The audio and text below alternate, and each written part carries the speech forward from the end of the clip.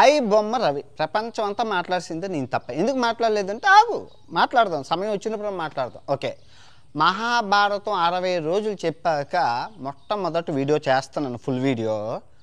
నిజం మాట్లాడతాను, ధర్మం మాట్లాడతాను. చాలామందికి మనోభావాలు దెబ్బతింటే జాగ్రత్తగా వినండి. ఓకే, ఇక్కడ దొంగ ఎవరు?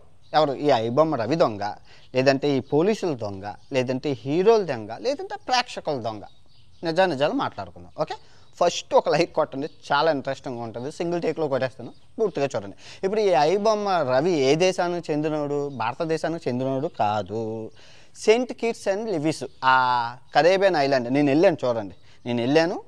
నేను వెళ్ళిన ప్రతిసారి ఈ సింగనారం జిల్లకర్రలన్నీ చెప్తాను. మేబీ నా వీడియోలు చూసైనా వెళ్ళొచ్చు, ఆయన అక్కడికి వెళ్ళి ఉండొచ్చేమో. ఎందుకంటే నేను ఒక కరేబియన్ దేశాలు ఒక 15 దేశాలు తిరిగాను. ఆ అన్ని దేశాల్లోని ఈ నిర్వహణ మోడీలు, ఈ బ్యాంక్ మేనేజర్లు, ఈ చిట్టి పాట వేసిన వాళ్ళు ఆ డబ్బులన్నీ పట్టుకొని వచ్చి ఇక్కడ సిటిజన్షిప్ కొనేసుకుంటున్నారు, అమ్మేసుకుంటున్నారు అని చెప్పి ఎన్నో వీడియోలో చెప్పాను. అవన్నీ చూసైనా వెళ్ళి ఉండొచ్చు మనోడు. ఓకే, అది పక్కన పెట్టండి. మనోడు చేసింది పుణ్యకార్యమా మంచి కార్యం అంటే జనంకు ఇదిగో పీనుక్కు పెట్టింది ప్రజలకు పెట్టింది బుగ్గుపాలే. అర్థం చేసుకోండి, అర్థమైందా? ఊరుక్కు పెట్టింది పీనుక్కు పెట్టింది ప్రజలకు పెట్టింది బుగ్గుపాలు అంటాడు మనోడు. ఓకే, మనోడు చేసింది పుణ్యం చేస్తే పుణ్యం కాస్తుంది, పాపం చేస్తే పాపం కాస్తుంది.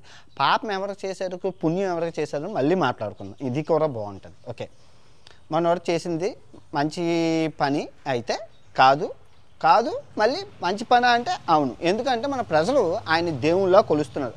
ఆయన మీద ఏగ వాళ్ళతో ఢిల్లీ తగలెట్టేస్తామని చెప్పి అసలు ఎక్కడ చూసినా ఐబొమ్మ రవి సపోర్ట్.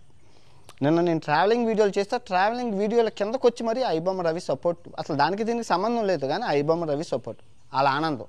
ఎందుకు అంటే ఐబొమ్మ రవి సపోర్ట్ వల్ల, ఐబొమ్మ వల్ల చాలామంది డబ్బులు సేవ్ చేసుకున్నారు.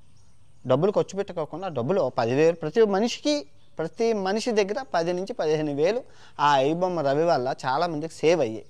సో ఆ కృతజ్ఞతా భావాన్ని ఇప్పుడు ఇన్స్టాగ్రాము, ఫేస్బుక్ అన్నిటిలోనూ చూపిస్తున్నారు. సోషల్ మీడియా పెద్ద స్టార్ రాబిన్ హుడ్, పెద్ద హీరో అందరికీ. ఆయన భగవంతుడు కూడా మనం ఆయన హీరోయిజాన్ని ఆపలేం, పెద్ద స్టార్కున్నంత రేంజ్ ఉంది. కానీ ఆయన ఎవరైనా కాపాడతారంటే భగవంతుడు కూడా కాపాడలేదు. ఎందుకంటే ఆయన ఎన్నో తప్పులు చేశాడు.